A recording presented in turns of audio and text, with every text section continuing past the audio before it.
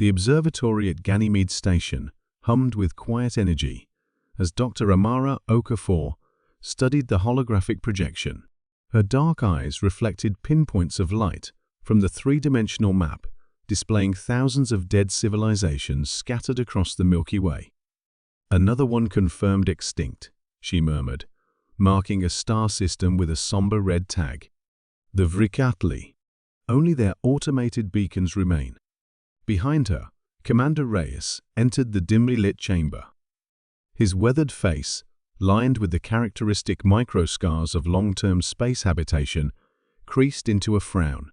"That makes 17 this decade alone," he said, stepping closer to examine the map. "All of them spacefaring for millennia, before we even left Earth." Amara nodded, adjusting the crystalline neural interface at her temple. The Vrikatli achieved interstellar travel nearly 8,000 years ago.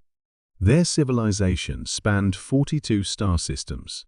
And now, like the others, nothing but ruins and echoes. The Great Mystery, they called it. Humanity's unexpected longevity among the stars. When humankind had finally developed reliable faster-than-light travel in 2197, they'd ventured outward with the naive expectation of being the newcomers, only to discover a galaxy littered with the remains of civilizations that had risen, flourished, and vanished. Some had left behind magnificent structures, orbital rings encircling entire suns, world ships drifting between stars, planet-spanning megacities now crumbling and silent. Others left only signals bouncing between automated relays, carrying messages for species long extinct. A few left nothing but unusual radiation signatures and the faint molecular traces of their passing. But they were all gone.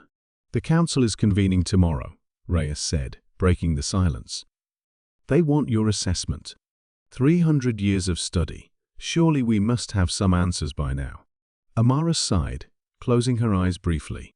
3 centuries of research since humanity had discovered the first alien ruins, and still the answers eluded them.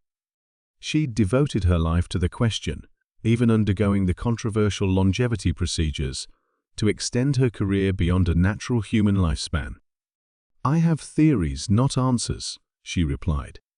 "But I'll present what I have." The council chamber on Luna contained representatives from every human settlement in the solar system and beyond. Nearly 5 billion souls live beyond Earth now, spread across Mars, the Jovian moons, the Kuiper Belt habitats, and the 11 extrasolar colonies. As Amara stood before them, she felt the weight of humanity's future on her shoulders. "Distinguished councillors," she began, "the data remains consistent across all extinct civilizations we've studied. Each achieved technological advancement far beyond our current capabilities. Each expanded rapidly, colonized multiple star systems, and appeared stable sometimes for tens of thousands of years.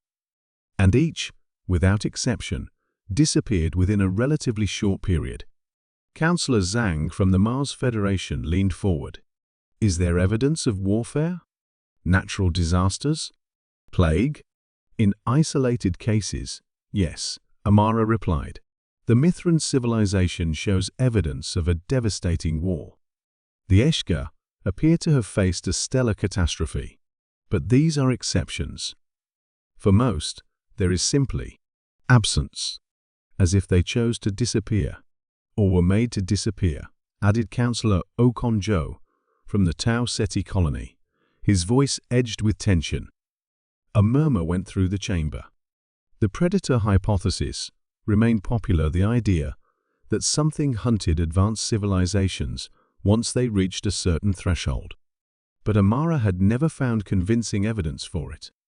"What makes us different?" asked Councillor Lakshmi. "Why has humanity persisted when others vanished?" This was the central question. Humanity had now existed as an interstellar species for over 3 centuries longer than some of the extinct civilizations they'd discovered, though far shorter than others. "My analysis suggests 3 factors," Amara said, bringing up a new holographic display. "First, our comparatively slow expansion. Most extinct civilizations expanded rapidly, colonizing dozens or hundreds of systems within a few centuries.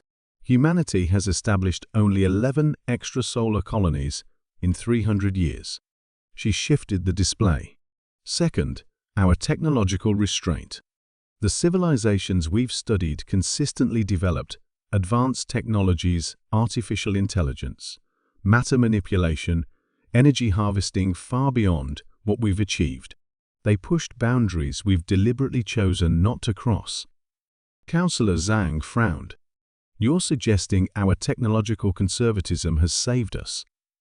Possibly, Amara conceded. But the third factor may be most significant, our diversity of approach. Other civilizations we've studied show remarkable uniformity in their development patterns. Once they discovered certain technologies or social structures, they rapidly implemented them across their entire civilization. She paused, scanning the faces of the counselors. Humanity, by contrast, maintains multiple distinct social, political, and technological paradigms simultaneously. Earth still has nations that reject technologies embraced by others. Our colonies have developed divergent approaches to governance and resource allocation. This diversity, this refusal to converge on a single optimal path, may be our greatest strength. The chamber fell silent as the implications settled over the gathering. Finally, Counselor Okonjo spoke. Your recommendation, Doctor. Amara took a deep breath.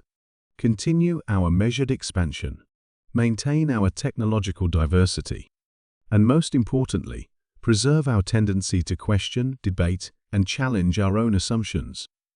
The fallen civilizations appear to have converged on certainty.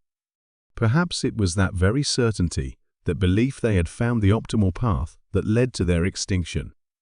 Months later, Amara stood in the observation dome of the research vessel Herodotus, orbiting a nameless world that had once been home to the Vrikatlai. Below, the massive ruins of their cities stretched across an entire continent, beautiful and haunting in their emptiness. We've managed to decode more of their final transmissions, her assistant, Kai, reported. It's fragmentary, but telling.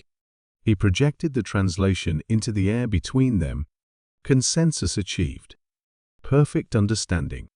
Transcendence imminent. All will join. The ultimate convergence. Amara felt a chill, despite the climate-controlled environment. They thought they had found the answer, she murmured. The ultimate solution. And they all followed it, their entire civilization, with perfect unity of purpose. Kai nodded. Just like the Mithran, once we correctly translated their memorial archives. And the Eshka. Different paths, same pattern. Through the dome, Amara could see the stars' countless points of light, each potentially harboring the silent remains of another.